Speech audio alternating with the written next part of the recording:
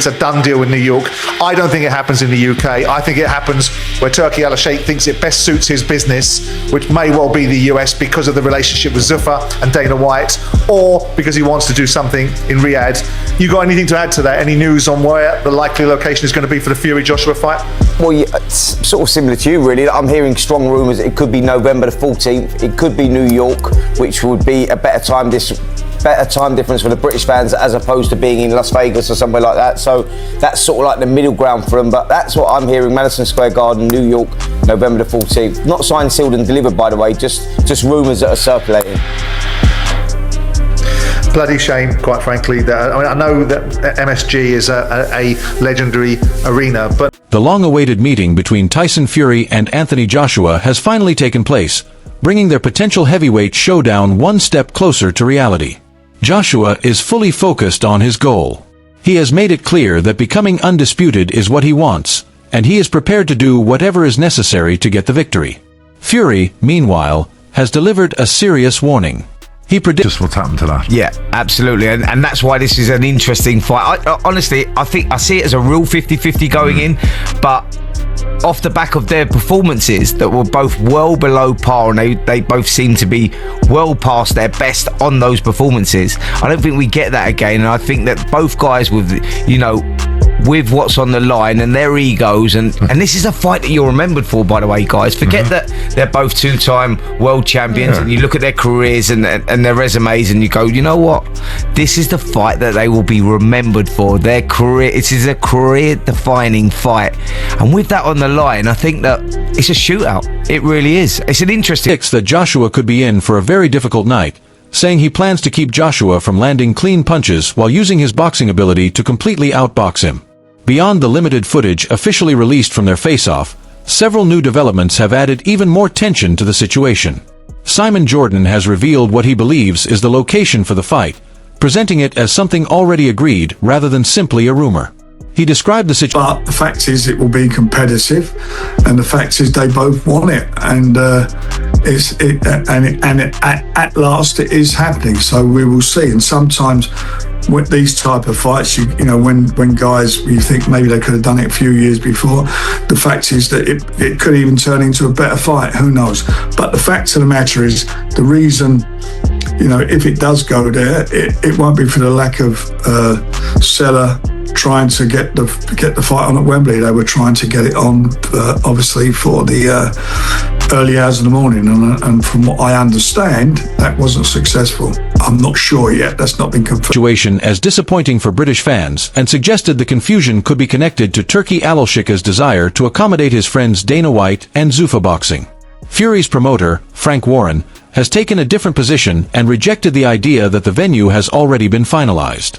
According to Warren, negotiations are still taking place, with Saudi Arabia's SA reportedly pushing for the event to be held in New York. So why is Dana even involved in this? Well, the simple answer is Turki Al-Sheikh is the man with the money.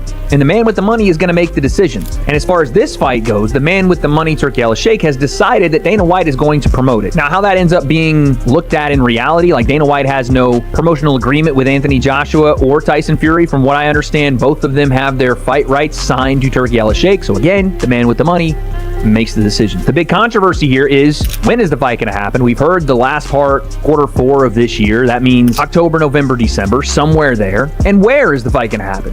It would make the most sense, logically, with the fan bases they've built up and for the rivalry that they've had. It's almost like the Cold War of boxing in the UK, that the fight would be in the UK. The fans have wanted this fight in the UK. Nothing has been officially confirmed at this stage, leaving fans with more questions about where this major heavyweight fight will eventually take place. The uncertainty has caused increasing frustration throughout boxing. After waiting nearly 8 years for Fury and Joshua to finally meet, fans are still watching the situation get caught up in negotiations, politics, and business interests. The excitement surrounding the matchup remains strong, but the continued delay... It's a bit of a tricky subject for me, because if you were to ask me that question 2 or 3 years ago, AJ just fought Ngannou. He's coming off wins from Helenius and Wallin. I probably would have swayed a bit towards AJ, but now I think Fury's just a bit fresher. Now, don't get me wrong, they are both at the end, he's just a bit fresher. He's a bit more active. So I would lean towards Fury. But like then again, Fury's a big fella, so he can land a big shot whenever. And in the fight, he's shown that he can do that in the Wilder fights. These have also created serious doubts about whether the agreement can be completed. Wade Plemons has also criticized the process, calling it a complete sham and questioning why supporters are still being forced to wait. There is also growing concern that Fury and Joshua may not be willing to work with Dana White, especially because he does not have a fighting agreement with either fighter. Their established promoters, Frank Warren. The fight, I was all over AJ. I thought he would be victorious, but I'm not so sure now. I don't think either of them really covered themselves in glory in their victories, because I don't think either of them looked particularly great in these fights. And if you look at the kind of calibre, even that AJ's boxing up until this point, Jake Paul, not a boxer, Francis Ngannou, not a boxer, to get his confidence back, but he didn't go into this fight with a lot of confidence. He didn't look confident going into this fight. His ring walk, I don't know what he looked. He was off with the fairies. He didn't look confident. He didn't. This wasn't the AJ of old. This just looked. AJ he looks like a troubled man to me.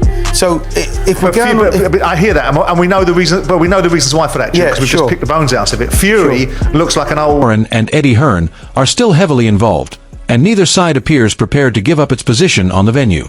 With negotiations apparently stalled, the situation has become even more confusing.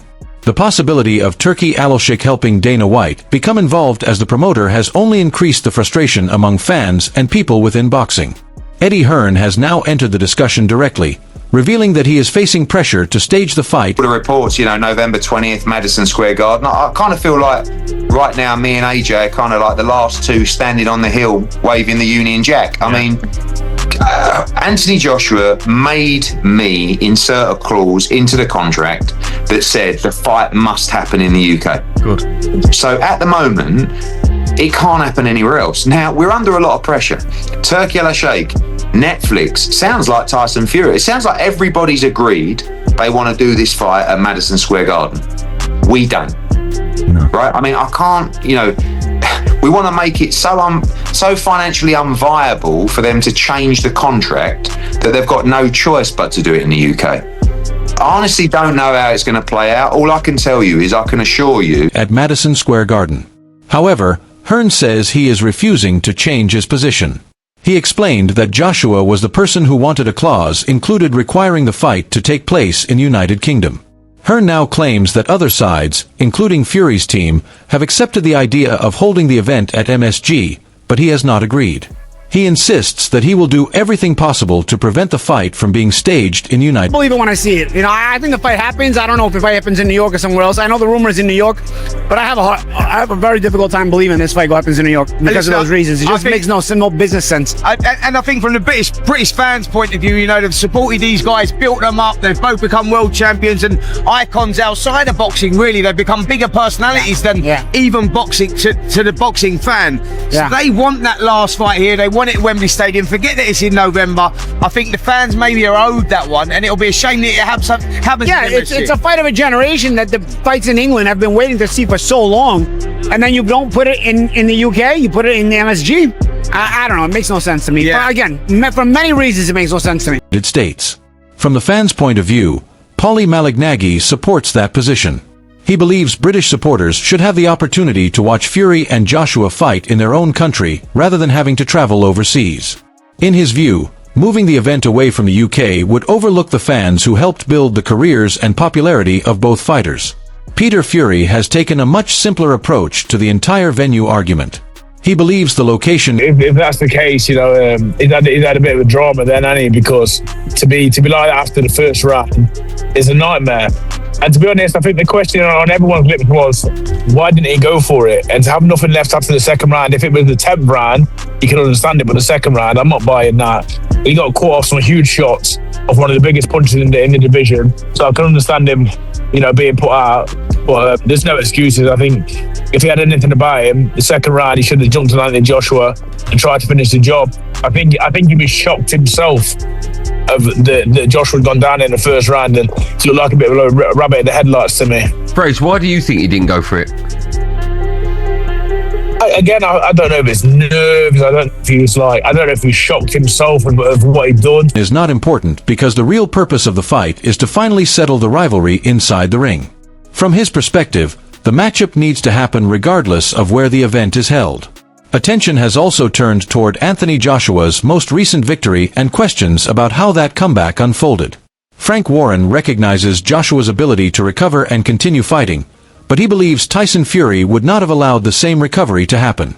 Warren's view is that Fury's... I don't even think Fury's got to be much better than what he was in his last fight, because there's something badly missing from AJ, which I don't think he's going to get back. Do you not think AJ will be a much better version of himself when he boxes Fury? No, I don't. Yeah, I sort of disagree with that. You know what? Up until their last fights, I was all over AJ. I thought, you know what? I thought AJ would absolutely wipe the floor with Fury. I don't see that happening now.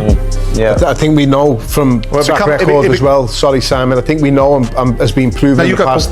Fury will rise to the level. He's done it before. I wrote him off after the Ngannou fight. Then he come back in the Usyk fight and he gave a very good account of himself in those. In his comeback against Makhmudov, I wasn't expecting as much as I saw. So I think he will raise the game, but AJ should raise his game as well, and he should both be at the finishing ability would have created a completely different result in that situation. After Simon Jordan raised questions about Joshua's comeback win, Frank Warren pushed back against the criticism. He rejected the suggestion that something was wrong with the result and argued that the fight developed in a way that is common in heavyweight boxing. According to Warren, Joshua was hurt, recovered, and continued to show that his punching power remained a serious threat.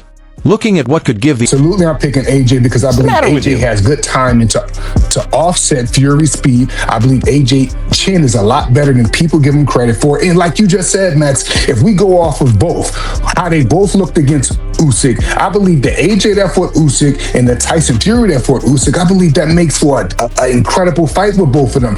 Both of them had great fight with Usyk, especially AJ last fight with Usyk. It's not like he got ran over. That was a very competitive fight.